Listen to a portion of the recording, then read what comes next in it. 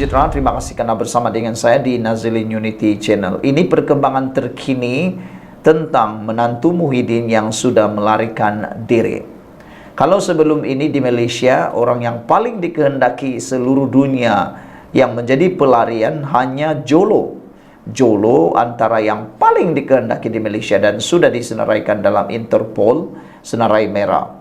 Tapi masih lihat nak pulang, bahkan tidak diketahui juga tempat di mana beliau bersembunyi. Orang yang kedua yang juga pernah disenaraikan dalam Interpol dan telah diketahui sekarang berada di mana, yaitu Raja Petra. Raja Petra telah diketahui tempatnya bersembunyi dan pula tak mahu pulang ke Malaysia dan mahu menggunakan immunity di negara lain untuk tidak dapat dibawa pulang atau ditangkap pulang ke Malaysia. Beliau kini dianggap sebagai pemfitnah pelarian nombor 1 dunia. Itu yang ditulis oleh para penyokong kerajaan perpaduan, para penyokong Pakatan Harapan yang melabel Raja Petra sebagai pemfitnah nombor 1 yang menjadi pelarian. Tapi kini, sekarang ini pula, anak atau menantu Muhyiddin juga dianggap sebagai pelarian. Apabila telah pun melarikan diri dari Malaysia, dikehendaki pulang ke Malaysia tapi tak pulang-pulang lagi. Setakat ini, kerajaan Malaysia masih lagi bekerja sama dengan Interpol bagi menulis dan meletakkan nama menantu Muhyiddin ini sebagai orang yang dikehendaki dalam Interpol dan dalam senarai merah. Hari ini satu lagi kejutan perkembangan terkini berkaitan dengan menantu Muhyiddin ini. Menurut Ketua Polis Negara yaitu Tan Sri Razaruddin Hussein, beliau kata maklumat tambahan tentang Muhyiddin Yassin, menantu Muhyiddin Yassin, sudah pun diberikan kepada Interpol. Makna kata tidak lama lagi anak Muhyiddin atau menantu Muhyiddin ini, maaf saya bukan anak, menantu Muhyiddin ini bakal akan disenaraikan dalam senarai merah Interpol. Maklumat tambahan yang diperlukan polis antarabangsa Interpol mengenai Datuk Seri Muhammad Edlan Berhan yaitu menantu bekas Perdana Menteri Tan Sri Muhyiddin Yassin sudah pun diserahkan. Ketua Polis Negara Tan Sri Razaruddin Hussein berkata, PDRM kini dalam tindakan menunggu maklum balas Interpol bagi meletakkan nama Muhammad Edlan dalam senarai notis merah. Maklumat tambahan yang berkenan sudah diperoleh daripada SPRM dan dikembalikan semula kepada Interpol, katanya. Razaruddin juga mengesahkan permohonan meletakkan nama Muhammad Adlan ke dalam senarai merah berkenan tidak dapat dilakukan memandangkan ada lagi maklumat tambahan diperlukan Interpol. Beliau berkata satu maklum balas diterima PDRM daripada Interpol pada 19 Februari lalu yang menghendaki butiran lanjut mengenai Muhammad Adlan. Pada 25 Februari lalu, SPRM Suruhanjaya Pencegahan Rasuah Malaysia memaklumkan akan menyemak perkembangan notis merah dikeluarkan Interpol terhadap menantu Muhyiddin. Ketua Pesuruhjaya SPRM Tan Sri Azam Baki berkata, Polis Diraja Malaysia PDRM telah pun membuat permohonan notis merah kepada Interpol terhadap Adlan dan peguamnya Mansur Saad 69 tahun pada Oktober tahun lalu. Media sebelum ini melaporkan nama peguam yang juga pengarah dan pemegang saham NERS dan Berhad, Mansur Saad, disenaraikan dalam notis merah pada 9 Februari lalu. Azam berkata tuduhan tanpa kehadiran terhadap Muhammad Adlan Berhan menjadi pilihan terakhir SPRM dalam mengambil tindakan perundangan berkait kes yang disiasat mereka. Beliau berkata SPRM belum mengambil pendekatan itu berikutan yakin Muhammad Adlan masih boleh dikesan dan balik ke Malaysia untuk menghadapi pertuduhan terbabit. Saudara-saudara sekalian, sejauh mana menantu Muhyiddin ini akan pulang ke Malaysia itu menjadi perbincangan perdebatan besar. Dan adakah SPRM dan kerajaan peguam negara akan membuat pendakwaan tanpa kehadiran menantu Muhyiddin ini juga belum ditentukan lagi. Semoga menantu Muhyiddin ini akan menjadi lebih berani dan pulang ke Malaysia. Jangan jadi seperti Jolo, jangan juga jadi seperti Raja Petra yang tak pulang-pulang ke Malaysia. Jauh sekali mau menjadi seperti Raja Petra. Jangan jadi seperti Raja Petra yang mana beliau hanya berani bercakap dan bercakap melalui media massa, tapi tak pulang-pulang ke Malaysia. Berani membuat pendedahan yang kononnya paling hebat di media sosial. Pendedahan demi pendedahan dia buat. Mahu konon memperbetulkan Malaysia, tapi nak pulang ke Malaysia pun takut. Sehingga ada ramai yang kata Raja Petra itu bukanlah orang yang mau memajukan Malaysia, tapi lebih kepada mahu menghuru-harakan Malaysia. Kalau benar berani, pulanglah ke Malaysia, kata mereka. Jadilah wakil rakyat, jadi calon. Kalau menang, disitulah masanya bercakaplah di parlimen, kata mereka. Tapi boleh menang ke? Pertama. Kedua, berani pulang ke?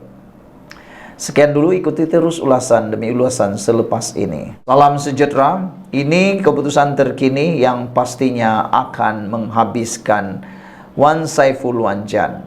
Tindakan beliau membuat dakwaan di Dewan Rakyat, di parlimen, dalam sidang parlimen, berkaitan kononnya beliau telah dihubungi, telah dijumpai, telah dirunding oleh orang-orang tertentu dan ditawarkan konon habuan 1,7 juta kalau menyokong Anwar Ibrahim, telah menimbulkan masalah besar terhadap Wan Saiful Wanjan.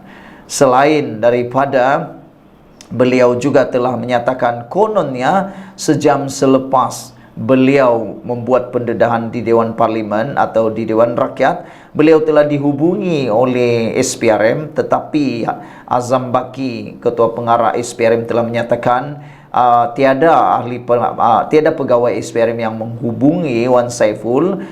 Ini juga telah menimbulkan satu lagi masalah besar kepada Wan Saiful. Hari ini dikabarkan, dilaporkan, SPRM telah meminta supaya Wan Saiful tampil dalam tempoh seminggu. Kalau dia tak tampil apa jadi? Tak tahulah, kita tengoklah. Suruhanjaya Pilihan Raya, Pilihan Raya pula, Suruhanjaya Pencegahan Rasuah Malaysia SPRM memberikan tempoh seminggu kepada ahli Parlimen Tasik Gelugur, Datuk Wan Saiful Wanjan, untuk tampil membuat laporan. Berhubung pendedahan bahawa beberapa individu menawarkan ganjaran kepadanya jika menyatakan sokongan kepada Perdana Menteri Datuk Seri Anwar Ibrahim.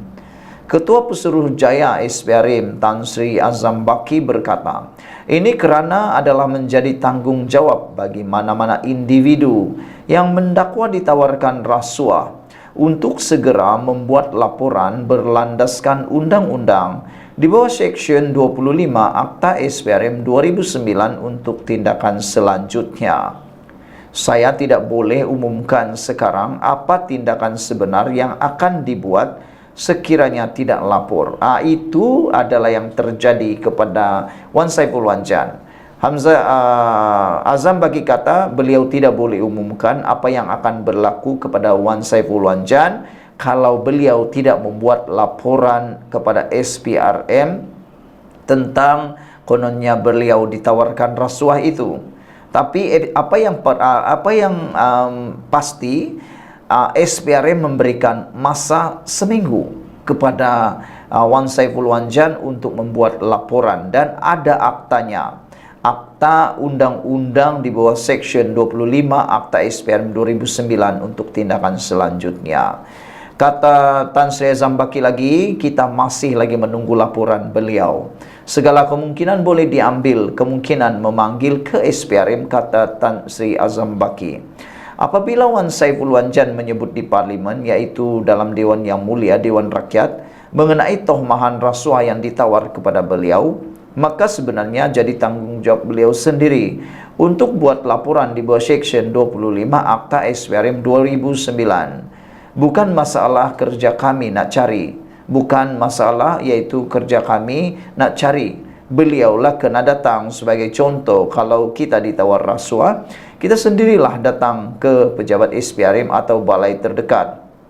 Takkan SPRM nak pergi jumpa dan ambil bawa ke pejabat. Begitulah kaedahnya, kata beliau. Beliau berkata demikian kepada pemberita selepas menghadiri program bicara eksklusif eksekutif anti rasuah bersama ahli Majlis Mesyuarat Kerajaan Negeri dan ahli Dewan Undangan Negeri Adun Negeri 9 ke-15 yang turut dihadiri Menteri Besar Datuk Seri Aminuddin Harun di sini. Mengenai kes menantu bekas Perdana Menteri Tan Sri Muhyiddin Yassin, Datuk Seri Muhammad Adlan Berhan Azam berkata setakat ini pihaknya belum berbincang dengan Jabatan Peguam Negara untuk menuduh di mahkamah tanpa kehadirannya. Ini bukan pilihan utama. Ia bukan pilihan utama tuduh tanpa kehadiran. Kita perlukan orang di sini untuk dituduh di mahkamah. Belum lagi peringkat sekarang, tapi memang saya ada garis masa kepada pegawai. Bila sampai masa sekiranya keadaan memerlukan, perbincangan akan dibuat, kata beliau lagi. Beliau berkata, keberadaan Muhammad Adlan masih belum dapat dikesan ketika ini. Bagaimanapun pihaknya turut meminta bantuan Interpol selain sedang mengusahakan untuk bekerjasama dengan pihak berkuasa luar negara, kata beliau lagi. Sekian dulu untuk kali ini. Jangan lupa ikuti terus ulasan selepas ini. Salam sejahtera, terima kasih karena bersama dengan saya di Nazilin Unity Channel. Adakah Hamzah Zainuddin akan jadi Presiden Parti Bersatu yang baru? Ini kenyataannya, dipetik daripada sinarharian.com bertarik 26 Januari 2024. Kenyataan ini mengatakan bahwa ahli Parlimen Bersatu sokong Hamzah Zainuddin sebagai Presiden baru. Kenyataan terkini yang telah kita baca sebentar tadi menyatakan bahwa Hamzah Zainuddin dilaporkan didakwa sudah tidak selesa di Bersatu. Ini kerana kepimpinan Parti Bersatu yang lemah. Dan selain itu juga, baru-baru ini kita digemparkan kononnya ada langkah untuk menjatuhkan Hamzah Zainuddin. Antaranya ialah langkah janda baik. Tapi tak jadi. Tidak jadilah langkah itu menurut laporan yang telah kita bacakan sebelum ini. Tapi ini yang berlaku. Ahli Parlimen Bersatu sokong Hamzah Zainuddin sebagai Presiden baru. Kalau ini benar-benar berlaku, maka habislah jawatan Muhyiddin Yassin. Ramai ahli parlimen Parti Pribumi Bersatu Malaysia Bersatu mahukan Setiausaha Agung Bersatu mereka, iaitu Datuk Seri Hamzah Zainuddin, menjadi sebagai Presiden baru parti itu.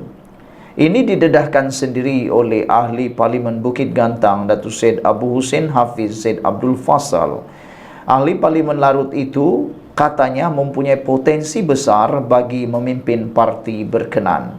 Ramai penganalisis politik setuju dengan kenyataan daripada ahli Parlimen Bukit Gantang ini. Mereka kata memang betul. Dari segi kelayakan dan kebolehan memimpin Parti Bersatu, Hamzah Zainuddin jauh lebih baik berbanding Muhyiddin Yassin, kata mereka. Lihat saja sekarang ini banyak keputusan yang ditunggu datang daripada Hamzah Zainuddin. Selain itu, ketegasan Hamzah Zainuddin jauh lebih didengar berbanding Muhyiddin Yassin, kata mereka lagi. Jadi saudara-saudara sekalian, Hamzah Zainuddin juga menurut Syed Abu Hussein, beliau kata Larut juga bersedia, berkemampuan dan berkebolehan untuk memimpin Bersatu. Katanya dalam sidang akhbar di Baitul Husna dekat sini pada Jumaat. Syed Abu Hussein Hafiz turut meminta barisan kepimpinan Bersatu untuk tampil berani, menyatakan sokongan terhadap Datuk Seri Anwar Ibrahim bagi membantu pentadbiran Perdana Menteri itu. Beliau menamakan Hamzah Zainuddin, Datuk Seri Ronald Kiandi Beluran, Datuk Seri Iqmal Hisham Abdul Aziz Tanah Merah, Datuk Mas Ermiati Samsudin Masjid Tanah dan ahli Parlimen Hulu Terengganu Datuk Rasul Wahid. Usaha untuk nak jatuhkan kerajaan adalah sia-sia sekarang, katanya. Itu buang masa.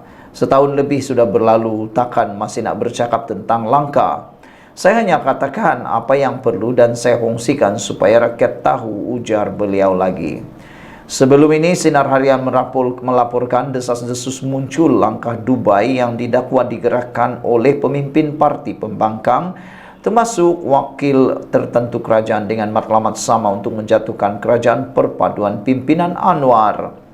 Selain pemimpin pembangkang, langkah Dubai didakwa turut disertai tokoh politik, yaitu politik veteran berpengaruh berpangkat Tun yang bersekongkol dengan pembangkang, termasuk dituduh menggunakan sumber asing untuk menggulingkan pentadbiran dirajui Anwar Ibrahim. Bagaimanapun, beberapa pemimpin PN telah menafikan bahawa wujud rancangan seumpama itu. Saudara-saudara sekalian, benarkah Hamzah Zainuddin akan jadi presiden baru Parti Bersatu? Kita tunggu dan lihat.